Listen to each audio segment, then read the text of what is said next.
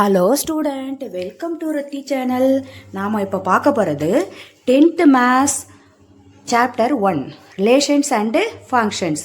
அதில் example sum 1.2 பார்க்க போகிறோம். ஓகேவா? அதுக்கு முன்னாடி நம்ம என்ன செய்யணும், சம் என்னன்னு படிச்சிடலாம். If a cross b is equal to set of 3,2 3,4 5,2 5,4. ஓகேவா?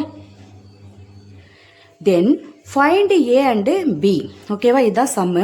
இதில் ஏ கிராஸ் பி கொடுத்துருக்காங்க, ஏவும் பியும் நம்மளை கண்டுபிடிக்க சொல்லியிருக்காங்க. இப்போ சம் போடலாமா? சொல்யூஷன்.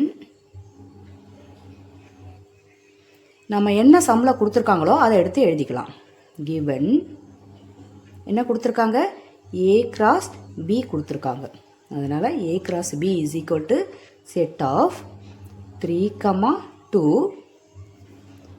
3,4 5,2 5,4 இதான் கொடுத்துருக்காங்க. இதிலிருந்து நம்ம என்ன கண்டுபிடிக்க போகிறோம், ஏவும் பியும் கண்டுபிடிக்க போகிறோம். இப்போ ஏ கண்டுபிடிக்கலாமா? ஏ இஸ் ஈக்குவல் டு, ஏ எப்படி கண்டுபிடிக்கணும்? இப்போ ஏ கிராஸ் பி அப்படின்னு இருக்கிறதுனால ஃபஸ்ட்டு என்ன இருக்குது, ஏ இருக்குது. அதனால் இந்த ஏ கிராஸ் பி எலமெண்ட்ஸில் ஃபஸ்ட்டு நம்பர் என்ன இருக்கோ அதை எடுத்து எழுதணும்.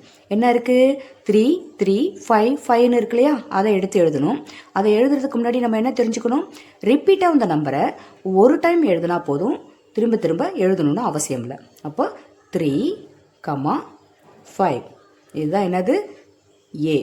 அடுத்தது B is equal to, B என்ன இருக்குது, பி எங்கே இருக்குது, இது செகண்ட் பிளேஸில் இருக்குது. அதனால் ஏ கிராஸ் பி செட்டில் செகண்டாக உள்ள நம்பரை எழுதணும். அதாவது 2 4 2 4ன்னு இருக்கு இல்லையா, அதில் நம்ம என்ன எழுதணும், ரிப்பீட்டாக அந்த நம்பரை எழுதாத ஒன்ஸ் எழுதுனா போதும். அப்போ 2, 4 இதுதான் என்னது, பி செட்டு எழுதியாச்சு. இப்போ இதிலேருந்து நம்ம என்ன கண்டுபிடிக்கலாம் அப்படின்னா, ஏ கிராஸ் பி நம்ம கண்டுபிடிச்சோம்னா நம்ம எழுதியிருக்கிறது கரெக்டா அப்படின்னு நம்ம செக் பண்ணிக்கலாம். இப்போ ஏ கிராஸ் பி ஓகே போட்டாச்சு.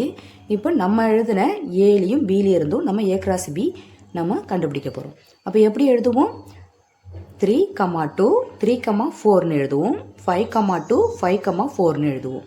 எழுதலாமா? 3,2